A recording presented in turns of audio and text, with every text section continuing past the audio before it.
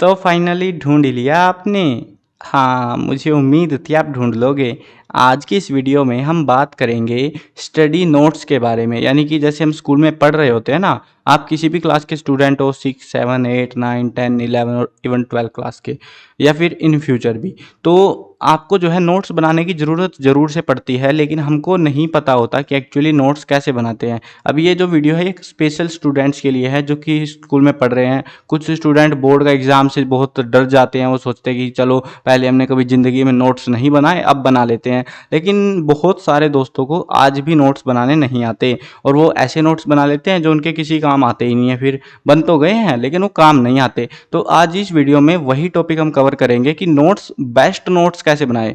Notes तो सब बना लेते हैं, बेस्ट कैसे करें उनको, मतलब उस नोट्स के अंदर से बहुत सारा स्टडी मटेरियल हमारे एग्जाम में आ जाए, तो उसके हिसाब से हम कैसे डिज़ाइन करें। चलो शुरू करते हैं। मैं हूं अजय और आप देख रहे हैं CCL चैप्टर। अब शुरू करते हैं वीडियो को। अब देखो, सबसे पहले तो नोट्स बनाने में दो चीज़ों का आपको जरूर ध्यान रखना है। ये जो नोट्स की जो टेक्निक आपको बता रहा हूँ ना, इससे आपका जो स्कोर है वो काफ़ी हद तक इम्प्रूव हो जाएगा। अगर आपका बोर्ड क्लास है और आपने आज तक कभी ज़िंदगी में नोट्स नहीं बनाए हैं, तो बोर्ड क्लास के अंदर आप ज़रूर ट्राई करना नोट्स बनाने की। और ये जो टेक्निक है, ये टेक्निक आप इम्प्लीमेंट करके नोट्स बनाओगे तो आपके नोट्स सबसे बेहतरीन बनेंगे और सबसे इजी जो है, जल्दी रिवीजन कर पाओगे, सबसे ज़्यादा नंबर आपके आएंगे। मतलब टॉपर्स के कैटेगरी के जो नोट्स होते हैं ना, वो कैसे बनते हैं वो इस वीडियो में मैं बताने वाला हूँ आपको, ठीक है। अब देखो, आपको सबसे पहले तो क्या करना है, सब्जेक्ट क्लैरिफाई होने चाहिए, किसके नोट्स बनते हैं किसके नहीं बनते। बहुत सारे स्टूडेंट तो इसमें ही अटके रहते हैं, भाई सबके नोट्स बनते हैं। ऐसा नहीं होता, सबके नोट्स नहीं बनते। नोट्स बनाने के नाम पे जो है तुम समरी बना रहे हो, है ना, समरी बनाते हो तुम लोग हिंदी में इंग्लिश में, नोट्स नहीं बनते वहाँ पे समरियाँ बनती हैं, ठीक है। चैप्टर का मतलब एक कंक्लूजन टाइप का हम बना सकते हैं वहाँ पे नोट्स बनाने की हमको रिक्वायरमेंट नहीं होती। मैथ के अंदर अगर हम बात करें तो मैथ के अंदर हमको सिर्फ फॉर्मूलाज का पता होना चाहिए। और एक और चीज़, मैथ में बहुत सारे स्टूडेंट फेल हो जाते हैं, तो आपको एक चीज़ ज़रूर ध्यान रखनी है मैथ के अंदर, आपको जो है ना फॉर्मूलाज के बारे में पता होना चाहिए। फॉर्मूलाज को जो है नोट्स की जगह पे ऐसे लिख लो कि फॉर्मूला, चैप्टर वाइज फॉर्मूला लिख लो कि इस चैप्टर के मेन फॉर्मूला ये है। उसके बाद में मैथ के जितने भी क्वेश्चंस हैं आपके मैथ में, NCERT के मैथ में, वो सारे क्वेश्चंस आपको सोल्व कर करके देखने हैं। अब सोल्व करने का मेरा मतलब ये नहीं है कि टीचर्स ने समझा दिए, ठीक है बढ़िया निपटारा हो गया, नहीं नहीं। टीचर्स ने भले ही समझा दिया हो, अगले दिन जिस दिन टीचर ने समझाया उस दिन नहीं करना है। अपने आप चीटिंग नहीं करनी है। और मतलब चीटिंग करते हैं ना हम लोग, ऐसे साइड में दूसरी कॉपी उठा के देख ली, भाई अटक गया मैं तो नहीं। जब तक आपको मान लो उस टाइम अटक गया, आप अगले दिन फिर से उस सम को सोल्व करके देखना, और जब तक वो सोल्व करना नहीं आ गया ना, तो उसके बाद आगे बढ़ते जाना। एक साल जो है ना बहुत होता है पढ़ने के लिए, अगर आप सही से पढ़ते हो, पढ़ाई करते हो। मैं ये नहीं कहता कि 10 10 20 20 घंटे पढ़ो, 2 4 घंटे घर पे पढ़ लो और इसी सेम टेक्निक से पढ़ो, सबसे बेस्ट स्कोर रहेगा आपका, आपकी क्लास में हो जाएगा। और हो सकता है आप टॉप भी कर जाओ अपने डिस्ट्रिक्ट के अंदर, तो वो आपकी मेहनत के ऊपर रहेगा फिर, बाकी तो है ना। तो मैथ के अंदर नोट्स नहीं बनते, मैथ के अंदर फॉर्मूलाज लिखने होते हैं बस हमको। और बाकी जो है ना, आपको सम, जितने ज़्यादा क्वेश्चंस जो है मैथ के वो सोल्व करोगे, उनके हिसाब से आपका जो परफॉर्मेंस है मैथ के, नंबरिंग है वो बढ़ जाएगी। अब तीसरा जो चीज़ें होती है वो, एक होती है हमारी साइंस और एक होती है SST, सोशल साइंस जिसको हम कहते हैं। तो ये दो सब्जेक्ट है जिनके अंदर मैं सही से बताऊं तो नोट्स बनाने की ज़रूरत होती है। अब इनके नोट्स कैसे बनते हैं वो समझ लो तुम। नोट्स बनाने में हमको दो चीज़ें चाहिए होती है, एक होती है हेडिंग, एक होती है सब हेडिंग। अब बहुत सारे स्टूडेंट तो क्या करेंगे, किताब उठाई, भैया हेडिंग है, मतलब हेडिंग पढ़ रखा होगा तुमने, सुन रखा होगा हेडिंग किसको बोलते हैं ना, जो मेन लाइन होती है, मेन टाइटल होता है, उसको हम हेडिंग बुला देते हैं। उसके बाद सब हेडिंग या पॉइंट बना के ऐसे लिख दो, कचरा सा जो भी भरना है हमको। लेकिन वहीं पे गड़बड़ कर देते हैं हम लोग। हम पहले, हमको नोट्स नहीं बनाने, पहले हमको चैप्टर पढ़ना है, चैप्टर को समझना है और उसके बाद नोट्स बनाने हैं, ठीक है। अब इसमें जो है ना आपके लिए मैं एक, अगर आपको लग रहा सर नोट्स ऐसे तो बहुत बड़े बड़े बन जाते हैं हमारे, तो वो गड़बड़ है, इतना सारा कौन याद करेगा, फिर तो हम किताब में से इंपॉर्टेंट क्वेश्चंस की गाइड वाइड ढूंढ लाएंगे, उसमें से कर लेंगे। देखो, आपको जो है अगर ये करना है, अब मैं सभी बोर्ड्स का नहीं कह सकता, इस टॉपिक के मामले में जो अभी मैं बताने वाला हूँ, क्लैरिफाई करने वाला हूँ, आप अपने बोर्ड के जो है क्वेश्चन पेपर, अब वो आपको अगर पता है कि आपके जो प्रीवियस ईयर पेपर्स रिपीट होते हैं, ठीक है, अगर पता है रिपीट होते हैं तो आप ये चीज़ ट्राई कर सकते हो। और अगर रिपीट नहीं होते हैं तो काम नहीं आएगी टेक्निक, ठीक है। फिर तो आपको चैप्टर पढ़ के अच्छे से समझ के और मेन हाईलाइटेड जो पॉइंट होते हैं जिनके चांसेस ज़्यादा होते हैं एग्जाम में के, उनके नोट्स बनाने होते हैं। अब आप अगर HBSC से हो तो बधाई हो, आपको टेंशन लेने की जरूरत नहीं है। ये वीडियो आपके लिए मतलब बहुत खतरनाक हो जाएगी। देखो HBSC में प्रीवियस ईयर पेपर्स में से बहुत सारा कंटेंट आता है एग्जाम्स के अंदर, और ऐसे ही जो है इन किताबों का भी है, साइंस का, SST का, है ना, सबका आता है वो तो जब आता है तो। अब आपको क्या करना है, साथ में जैसे आप नोट्स बना रहे हो चैप्टर 1 के, ठीक है, चैप्टर 1 के नोट्स बनाने से पहले आपको क्या करना है, आपको प्रीवियस ईयर क्वेश्चन पेपर्स को डाउनलोड कर लेना है। अगर आपको पेपर्स का नहीं पता, cclchapter.com पर मैंने अवेलेबल करा रखे हैं, गूगल पे जाके सर्च करना है cclchapter.com, ठीक है, इस वेबसाइट पे मिल जाएंगे।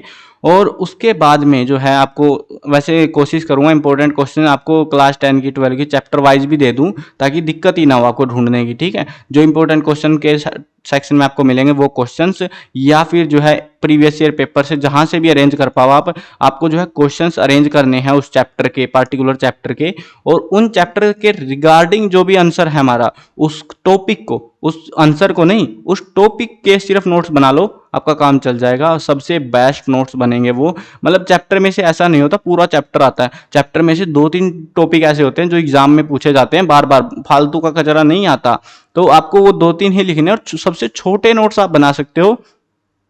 ये नोट्स जो मैं बता रहा हूँ, जिस मेथड से मैं बता रहा हूँ अभी, तो ये वाले नोट्स आपके 1 से 2 पेज में आपका चैप्टर खत्म हो जाएगा। इससे छोटे नोट्स तो भाई रहने देना, फिर अगर मन ही नहीं कर रहा तुम्हारा बनाने का, 1 से 2 पेज के अंदर तुम्हारे नोट्स कंप्लीट हो जाएंगे वो, हर एक चैप्टर के, पार्टिकुलर चैप्टर के। और जब भी तुमको जरूरत पड़ेगी उन पेजेस को पढ़ना, समझ जाना, और आपका जो स्कोर है वो बहुत हद तक इंप्रूव हो जाएगा। बाकी मैंने जो बताया आपको कि भैया स्टडी के ऊपर भी डिपेंड करता है, तुम पढ़ते ही नहीं हो पूरा साल, है ना, तो वो फायदा नहीं है फिर उस चीज का, नोट्स बनाने का भी कोई जो आपको एडवांटेज नहीं मिलेगा।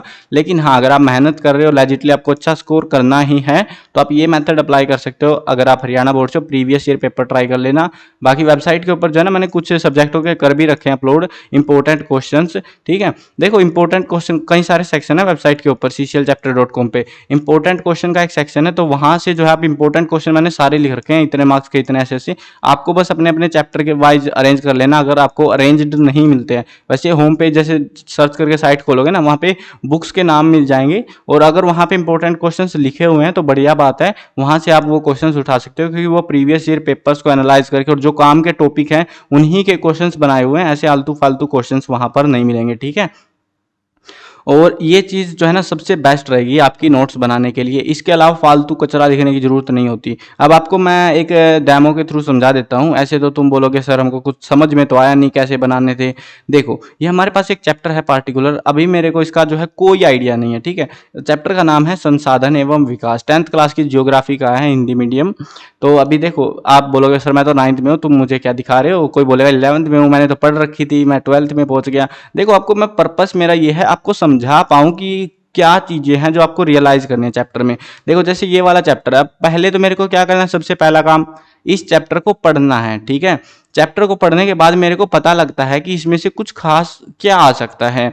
तो यहाँ पे ये चीजें एग्जाम में आती हैं कि जैव संसाधन क्या होते हैं, अजैव संसाधन क्या होते हैं, और जो है अब मान लो देखो एक चीज बहुत कमाल की है, मैं बता रहा हूँ तुमको, ये चीजें कोई बताएगा नहीं तुमको कि कैसे होता है ये चीज।